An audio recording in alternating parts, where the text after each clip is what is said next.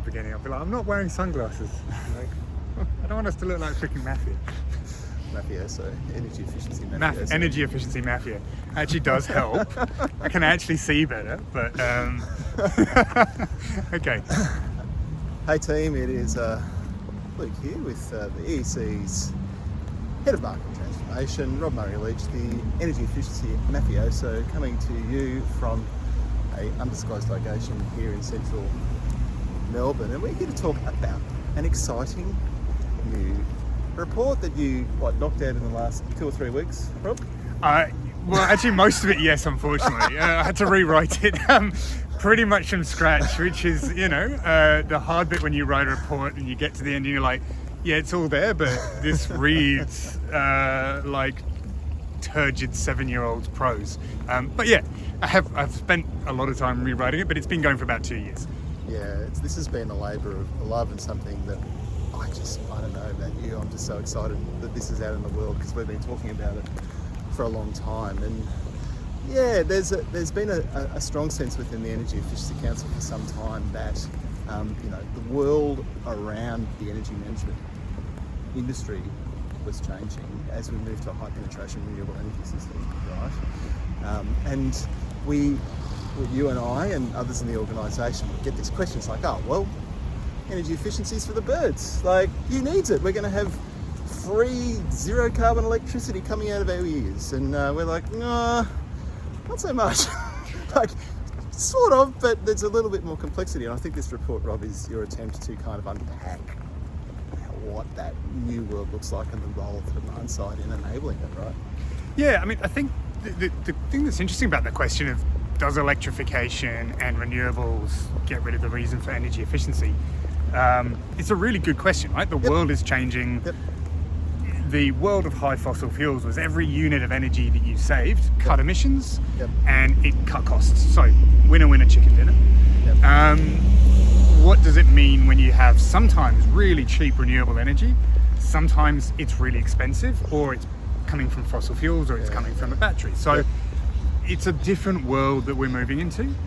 And then on the sort of the gas front, it used to be that the best thing you could do would be investing in gas, full stop. There was the recommendation from a lot of governments to people to cut their home bills and their emissions. Electricity is decarbonising so quickly that using gas is now definitely not the best way to cut your bills in homes and a lot of other situations. So the role of energy management is changing quite fundamentally. Yeah, and I suppose the thing that we were really keen to unpack, and it's actually really important for the council's work when we look ahead to the next decade, is to do what we do, which is kind of nerd out about what the sectoral decarbonisation pathways are. Like, how do we decarbonise homes versus commercial buildings versus manufacturers versus food processors versus the resources sector, and so on and so forth.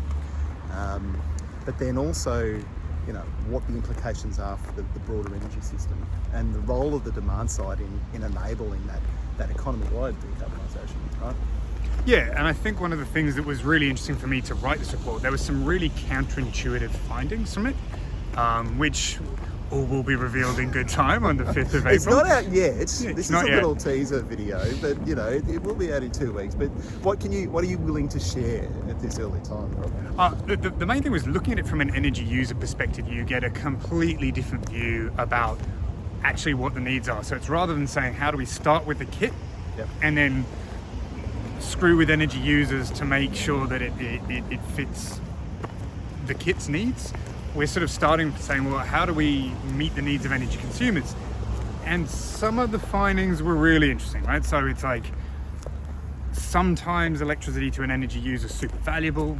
Sometimes it's almost going to be a waste product to the system when you've got so much clean energy sort of sloshing around. And we should try and use as much as we can, and we should try and store some of it. But actually, that's actually a renewable energy system working well, right? Like, a renewable energy system is going to over-generate sometimes and under-generate at other times. That is a fundamental feature of it. It's a feature, not a bug.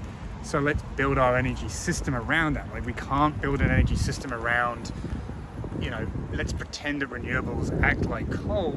mean, that wasn't ideal either, right? Because coal was often running when people didn't need it. That's why energy was so cheap at night. We had to keep these big monsters running 24/7. So I think it's a really, it's a fundamental shift of the energy system when you not only see renewables, but you also start to design around energy users' needs. And as you said, every sector is quite different, and you're not going to come up with solutions that are realistic or effective if you assume that they're all exactly the same. You've got to design around the energy users' needs, and that really, for me, is really the heart of good energy policy, is starting with what people actually need. Yeah, as you've been working through this, and there have been many drafts and many experts that have engaged and strengthened our thinking and made sure that That's a very polite way of saying sometimes they've hauled me over the coals, but yeah, they've corrected me very, very constructively at times. But you've had an incredible group of experts sort of work through this process for you, and incredibly generous with their time. Experts both in Australia and right around the world.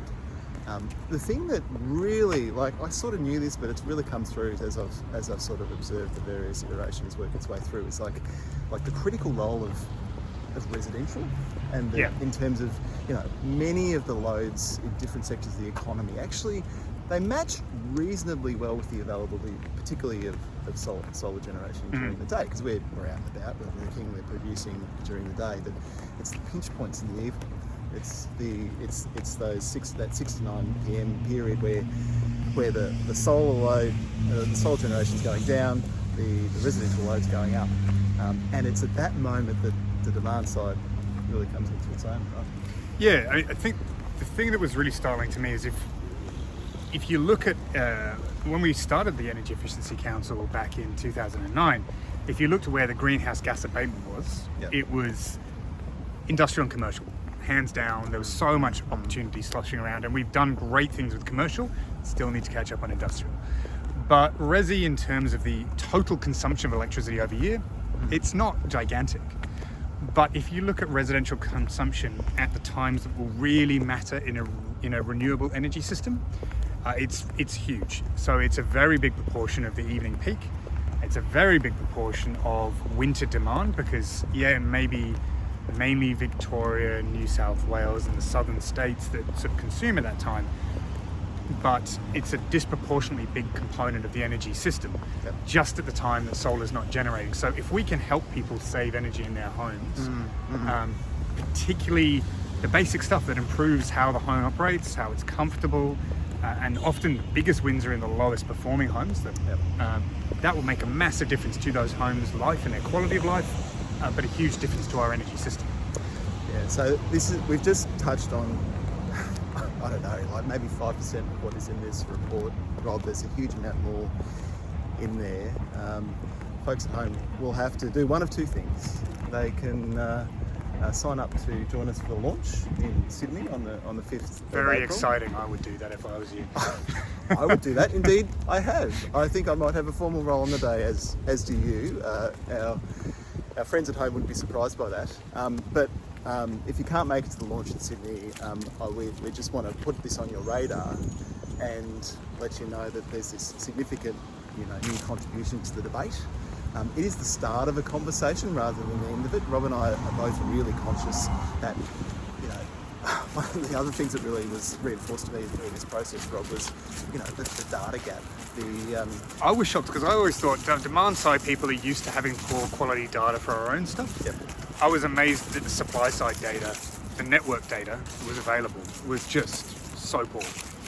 Which makes it really hard for our political leaders, for departments, for advocates to come to a consensus on the appropriate mix of investments across the supply and the demand side that allows us to rapidly decarbonise our energy system while ensuring that the energy services that homes and businesses come to expect continue to be supplied in an affordable way. That's a huge conversation. We need a lot more data to drive that effective investment, but hopefully this is a good way of catalysing that effort.